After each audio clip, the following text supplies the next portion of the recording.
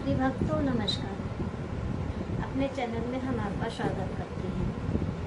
आज हम आपके सामने 2025 में अपरा एकादशी या असला एकादशी का व्रत कब रखा जाएगा और क्या है इसकी पूजा के शुभ मुहूर्त, महत्व और अन्य जानकारियों को लेकर हम आपके सामने उपस्थित हुए हैं।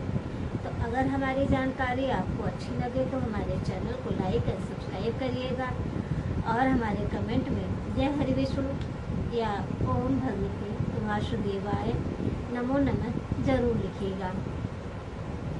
चलिए फिर शुरू करते हैं। तो 2025 में अपरा एकादशी या कहिए असला एकादशी का व्रत जो है हम 23 मई को रखेंगे। और असला एकादशी के दिन जो है कि प्रीति और अंशुमान का योग बन रहा है और साथ ही भद्रावास का योग बन रहा है। और साथ ही हम देखेंगे कि वहीं अपरा एकादशी पर जो है कि भद्रावास का संयोग बनते हुए बुध और देव मेष राशि से निकलकर वृषभ राशि में प्रवेश कर रहे हैं। और अपरा एकादशी को हम असला एकादशी के नाम से भी जानते हैं। तो अपरा एकादशी के एक दिन पहले से ही हमें कुछ नियमों का पालन करना चाहिए। तो जो है चलिए देखते हैं।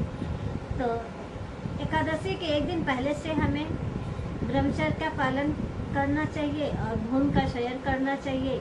मांस मदिरा का सेवन जो है कि नहीं करना चाहिए और तामसिक चीज़ों से दूरी बनाए रखना चाहिए और भूमि पे शयन करना चाहिए और किसी से कटु वचन जो है कि नहीं बोलना चाहिए। और चलिए देखें क्या करना चाहिए हमें। तो एकादशी के दिन जो है कि हमें दिन का शुरुआत जो है हमें भगवान विष्णु के जो है कि स्मरण से करना चाहिए और दिन भर हमें उनके मंत्रों का जाप करना चाहिए और सबसे मीठी वचन बोलना चाहिए और किसी की निंदा नहीं करनी चाहिए। तो इन सब चीज़ों को करना चाहिए। तो जो है कि अपरा एकादशी का व्रत जो है कि बहुत महत्व माना जाता है। ऐसे हर एकादशी का महत्व जो है कि अपने अपने जगह पे अलग अलग होता है। तो इसलिए अपरा एकादशी का भी बहुत महत्व है। तो यह व्रत जो है कि ज्येष्ठ माह के कृष्ण पक्ष की एकादशी तिथि को यह व्रत रखा जाता है। और यह दिन जो है कि भगवान विष्णु को समर्पित होता है और इस दिन भक्त व्रत रखकर भगवान विष्णु और माता लक्ष्मी का विधिवत पूजा और अर्चन करता है। और इनके साथ साथ और सभी देवी देवताओं का जो है कि पूजा अर्चन करना चाहिए। और अपरा एकादशी का व्रत रखने से हमें जो है कि मोक्ष की प्राप्ति होती है और पापों का नाश होता है। अपरा एकादशी के दिन से हमें जो है कि जैसे कि ब्रह्म हत्या हुआ, गौ हत्या हुआ और पर स्त्री गमन जैसे पापों से हमें मुक्ति मिलती है। और पवित्र नदियों में जो है कि पिंडदान करने से जो है कि हमें मुक्ति मिलती है। उतना हमें मुक्ति जो है कि इस अपरा एकादशी और असला एकादशी का व्रत करने से जो है कि हमें प्राप्त होता है। और असला एकादशी का भी बहुत अधिक महत्व है। इसलिए भी हमें जो है कि हमें इसको व्रत रखने से जो है कि मोक्ष की प्राप्ति होती है और हमें वैकुंठ लोक में जो है कि शरण मिलता है। तो इसलिए हमें यह कहा जाता है कि सभी लोग जो हर व्रत रखें या न रखें लेकिन हमें एकादशी का व्रत जो है कि हमें अवश्य रखना चाहिए। तो चलिए अब देखते हैं कि एकादशी का शुभ मुहूर्त जो है कि कब शुरू हो रहा है और कब समाप्त हो रहा है। ज्येष्ठ माह की एकादशी तिथि प्रारंभ हो रही है 23 मई को 2025 दिन शुक्रवार को तड़के 1:12 पर और वही तिथि का समापन हो रहा है 23 मई को रात 1:29 पर। तो इसलिए हमें उदया तिथि को मानते हुए जो है कि 23 मई को ही हम अपरा एकादशी का जो है व्रत रखेंगे।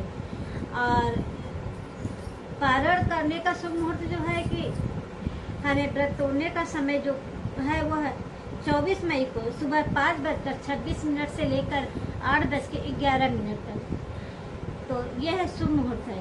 तो शुभ मुहूर्त के अनुसार ही जो है कि हमें व्रत का जो है कि पारण करना चाहिए। और पारण तिथि के दिन द्वादशी तिथि का समय समाप्त होने का है शाम 7:20 पर। तो इन मुहूर्त के अंदर ही जो है कि हमें व्रत का जो है कि पारण कर लेना चाहिए। और व्रत का पारण जो है कि हमें तुलसी दल से करना चाहिए। पहले तुलसी दल पूजा पाठ करने के बाद तुलसी दल ग्रहण करिए, फिर उसके बाद हमें अन्न का दान करिए।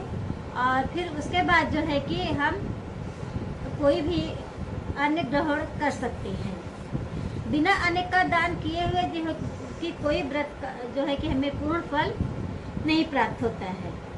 और अपरा एकादशी का जो है कि पूजन विधि जो है उसको देख लेते हैं।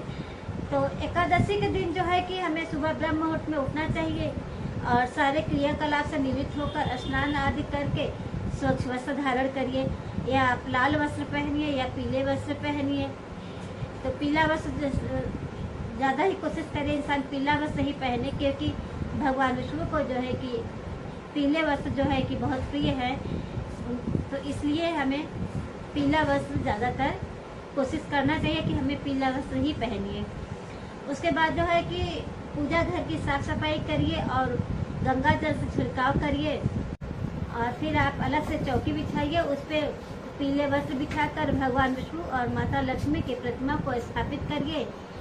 उन्हें गंगा जल से शुद्ध करिए और उनका गंगा जल से अभिषेक करिए।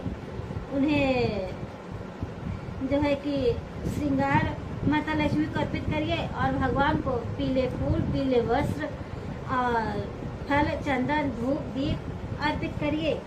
और नैवेद्य में भगवान विष्णु को तुलसी दल और सात्विक चीज़ों का जो है कि वह भोग लगाना चाहिए। और इसके बाद भगवान मंत्रों का जाप करिए, ओम भगवते वासुदेवाय नमो नमः। और उसके बाद अपने क्षमता अनुसार जो है जरूरतमंद लोगों को आप अन्य वस्त्र दान करिए और समय पे तुलसी दल ग्रहण करिए। और जो है कि पारण अगले दिन द्वादशी तिथि के दिन जो है कि पारण हमें शुभ मुहूर्त के अनुसार ही जो है कि करना चाहिए, तभी सभी पापों से भगवान विष्णु जो है मुक्ति प्राप्त करते हैं होता है। और उसके बाद जो है कि हमें जो भी आप नैवेद्य भगवान विष्णु को चढ़ाए हुए हैं, उसके बाद जो है कि वह जो है अपने परिवारजनों में उसको वितरित करिए और उनको जो है कि आप दक्षिणा चढ़ाइए। और अंत में पूजा में की हुई गलतियों का आप जो है कि भगवान विष्णु से क्षमा मांगिए कि भगवान को आप में जो भी गलती हुई है, पूजा में जो भी हुआ है, आप उसे क्षमा करिए। क्योंकि हम अनजान भक्त हैं, कुछ भी ढंग तरीका नहीं जानते हैं पूजा पाठ करने का, और न ही हम आप लोगों को बुलाने का ढंग जानते हैं और न ही हम आप लोगों को विदा करने का ढंग जानते हैं। तो इसलिए पूजा में की हुई गलतियों के लिए हम आपसे क्षमा मांगते हैं। अब हम न जानामि विसर्जनम पूजा से एवं न जानामि क्षम्यताम परमेश्वरी। तो इतना करते हुए जो है कि आप पूजा का समापन कर दीजिए। और चलिए देख लेते हैं कि अपरा एकादशी असला एकादशी का व्रत करने से क्या होता है। तो अपरा एकादशी का जो है कि एक अत्यंत पूर्ण फलदायी व्रत माना जाता है। असला एकादशी का जो है अत्यंत पूर्ण जो है कि है, क्योंकि यह अपरंपार सुखों का फल देने वाला यह व्रत माना जाता है। और यह अपरंपार असीम एकादशी व्रत है। असला एकादशी व्रत करने से हमें कई प्रकार के लाभ प्राप्त होते हैं, जिसका वर्णन नीचे हम धार्मिक ग्रंथों के अनुसार जो है कि हम देते हैं। और इस वर्ष अपरा एकादशी का व्रत जो है 23 मई को जो है कि ज्येष्ठ माह के कृष्ण पक्ष की एकादशी तिथि के दिन जो है हम रखेंगे। तो जो है कि इस व्रत को रखने से हम आध्यात्मिक और भौतिक एवं सांसारिक जो है कि लाभ बताते हैं। चलिए देख लेते हैं कि आध्यात्मिक उन्नति, यह जो व्रत करने से जो है वह मन को शांति मिलती है और एकाग्रता मिलता है, जिससे आध्यात्मिक हमें उन्नति होती है। और पापों से उन्नति नंबर 2, मान्यता है कि इस व्रत करने से हमें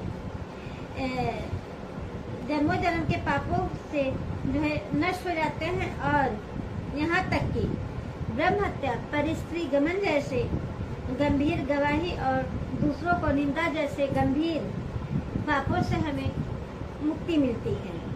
और अप्रय एकादशी का व्रत रखने से आत्म शुद्ध होता है और मोक्ष की जो है कि प्राप्ति होती है, प्रशस्त होता है और पूरे फल की प्राप्ति होती है। वह इस व्रत को रखने से हमें पूरी अक्षय की प्राप्ति होती है और जो कि तीर्थों दानों के बराबर जो है कि हमें माना जाता है। जैसे कि कार्तिक पूर्णिमा, पुष्कर स्नान या गंगा पिंड दान करने के समान जो है कि हमें जो फल इस व्रत से मिलता है।